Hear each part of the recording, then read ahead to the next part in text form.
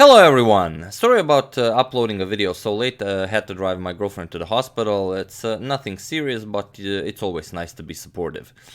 So here we have a game from round 10 of the 2013 Candidates Tournament, and it's really a wild game. It's Aronian versus Vassily Ivanchuk, and since it's Vassily Ivanchuk, you know that there's gonna be action on the board. And before we check out the game, we don't have a lot of photos from this game, only one, and it's a photo from somewhere in the middle of the game. Ivanchuk made his move, he's returning to the board. Nothing out of the ordinary. Magnus Carlsen is checking out the position, as he's always interested what Ivanchuk is playing. And we do have the standard hidden thermos bottle by Levon Aronian. So that's it by the photo, and now on to the game. And it's very interesting. There will be a link in the description below. You can check out a very nice article by Peter Svidler about round 10. Levon Aronian said about this game that he knows that Vassily Ivanchuk plays anything and everything, and it's really a waste of time to prepare something for Vassily Ivanchuk, as you really have no idea what he's going to play. So instead, Aronian prepared nothing for this game. You know, he just kept a clear head, and you know, whatever happens, happens. And he was correct, because what Ivanchuk played in this game is, I mean, you wouldn't expect to find this in a I don't know, some mediocre tournament, let alone in a candidates tournament. So let's see this game. Aronian opens with d4, and again, I blunder with the sound. Sorry, just have to take care of that. Okay. d4, knight to f6, c4, and here it is. Ivanchuk plays e5, the Budapest defense. D captures on e5, and now knight to g4. We have knight to f3, knight to c6, and Ivanchuk goes for bishop to f4. Aronian goes for bishop to f4. Bishop to b4 check. This is the Rubinstein variation of the Budapest Gambit, and that's why I put the Rubinstein quote above the board. It's a very nice quote, probably one of my favorite quotes. And also there will be a little surprise, but I will say more about that after the game. So bishop to b4 check, knight to c3, bishop captures, pawn captures, and queen to e7. We have queen to d5, and now comes the immediate f6.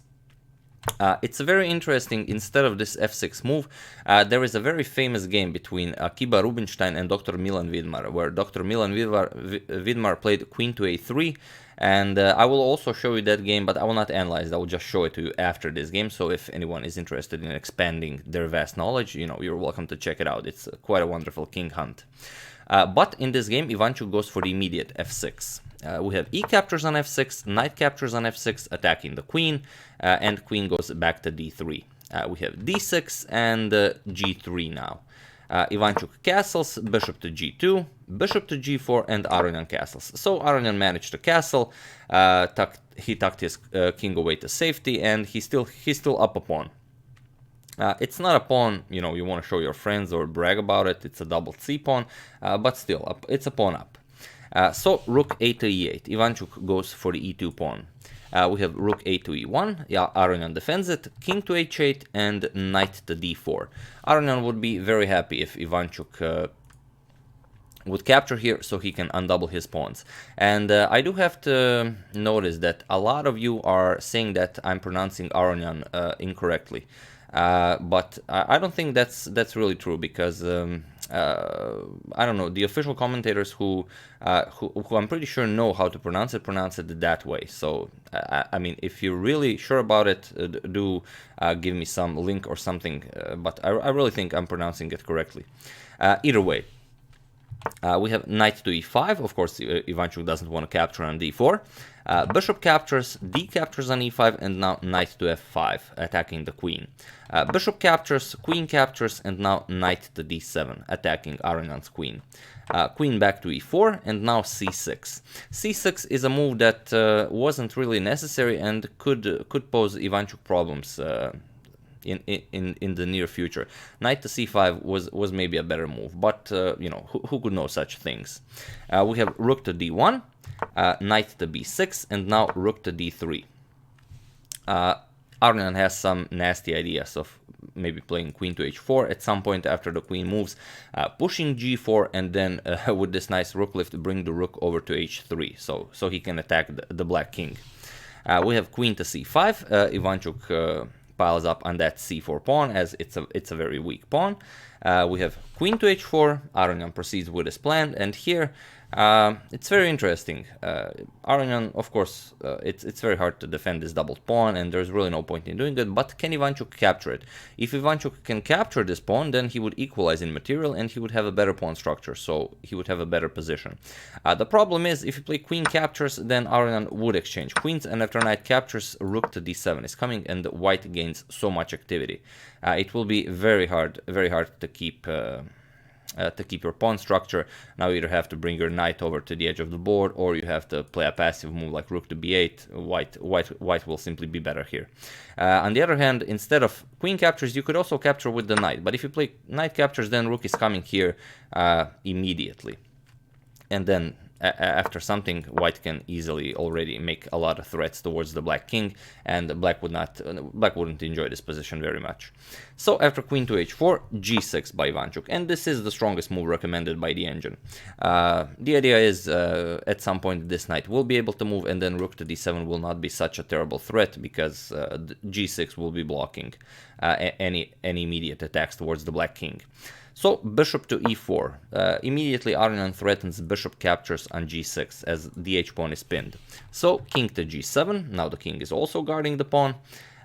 King to g2, and now comes queen to captures on c4. Now Ivanchuk figures out that, okay, that's too bold of a plan. Aronian just started, and it's okay to grab the pawn. Rook f to d1. Aronian doubles up on the d file, and Ivanchuk considers it's okay to grab even another pawn, and that is in fact so. He plays queen captures on a2, and now comes g4. Aronian proceeds with his plan.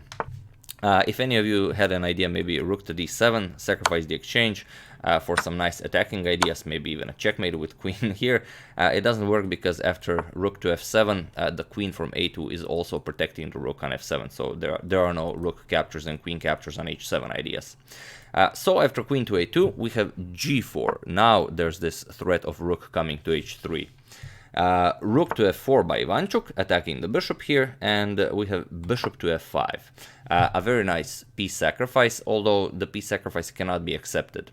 As now, when Aronian played bishop to f5, the rook is no longer able to go back here. So if you did capture the bishop with g captures here, then rook to d7 would be deadly. There's really nothing for you to do here. You have to capture, and after captures, you have to give up your queen with queen to f7. If you move your king, then queen captures on h7 will lead to checkmate. So you would have to give up your queen, and after rook captures, king captures. You do have two rooks against a queen, but the two rooks are too much, they're really not coordinated precisely, and white will win this endgame. So after this bishop to f5, Ivanchuk played knight to d5, and this is the best move, again recommended by the engine, but the problem is, yet again, for Ivanchuk, this is only move 27, and Ivanchuk has only 2 minutes on the clock. So once again, Chucky is in time trouble. We have rook to h3, now threatening queen captures on h7, and here with h5, Ivanchuk can still play this position, as of course pawn captures is impossible, the pawn is pinned, rook captures queen will be coming, but Ivanchuk played rook to h8. Here e3 was played, and this is only move 29, but already now Ivanchuk is in a very difficult position. The only move he can make here to keep playing this is actually rook captures on f2, and after queen captures, queen captures, and after king captures, g captures on f5. So giving up the exchange, but again it would be very hard to play this. After white captures, knight captures on c3, rook to d7 is coming with check, and then the queenside pawns will start dropping.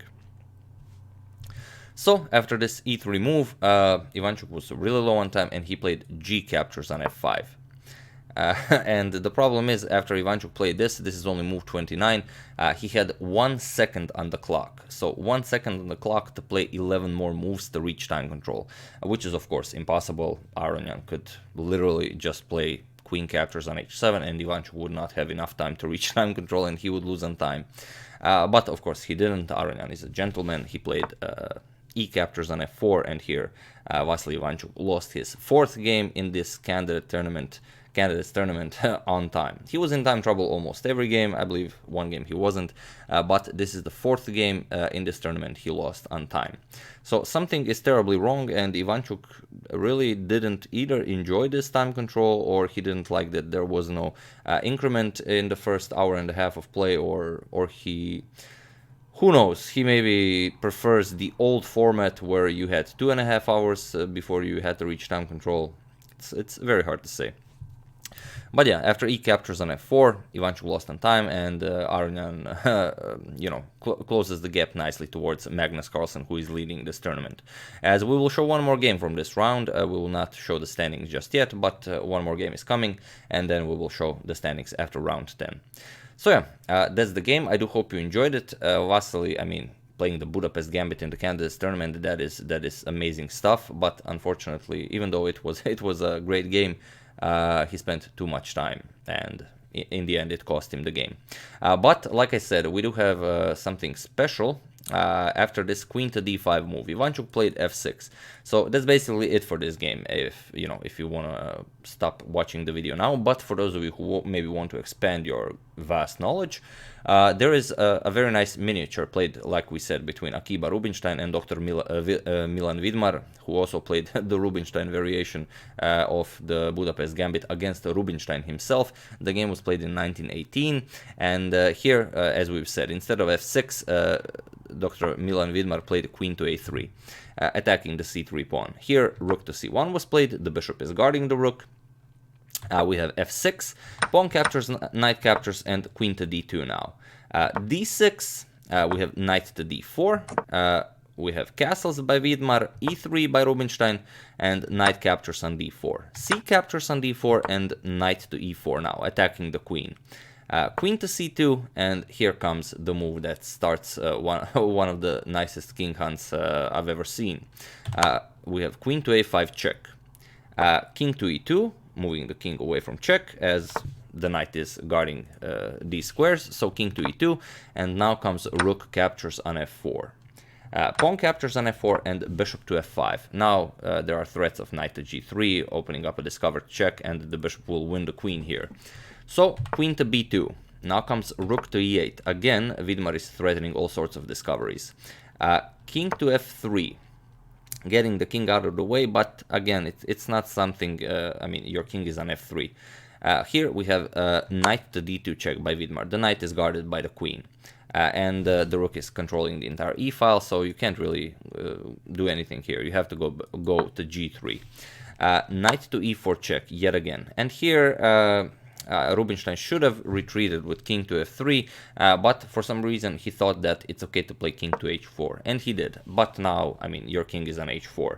And it's a very nice position, as in the real game, Aronian versus Ivanchuk, we didn't have any mysteries for you to solve. So feel free to pause the video here and find the forced checkmate in 5 and beat Akiba Rubinstein. So...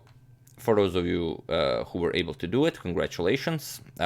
You just you're an excellent player. And for those of you who just want to enjoy the show, here Dr. Milan Vidmar played rook to e6, which is, of course, as you see, the knight and bishop are creating a nice wall here, so the king can't go anywhere. Rook to h6 will be an immediate checkmate.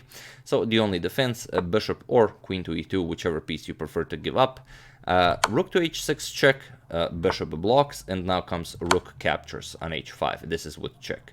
King captures, and now comes bishop to g6. In this position, Akiba Rubinstein resigned the game, but it doesn't matter. Even if the king goes to h4 or g4, queen to h5, you had to see this, that the queen can also join the action. Queen to h5 will be checkmate. So yeah, just a nice little game I wanted to include in this game because it's the Budapest Gambit. We have to enjoy some of the classics as well. So yeah, I do hope you enjoyed both of these games, and for the end I would like to thank Johan Achlef, Brian Rivera, Gary McGowan, and Barry Van Leuven for a contribution to my channel. Thank you a lot, I really appreciate it. And Gary McGowan is actually a 50-year a tournament player for 50 years, and he's rated over 2200. So I'm very glad that even stronger players and long-term tournament players are enjoying my channel. So yeah, as usual, you can check 2 of my previous videos here. Thank you all for watching, and I will see you soon with another game from round 10 of the 2013 Candidates Tournament. Thank you all, and I'll see you soon.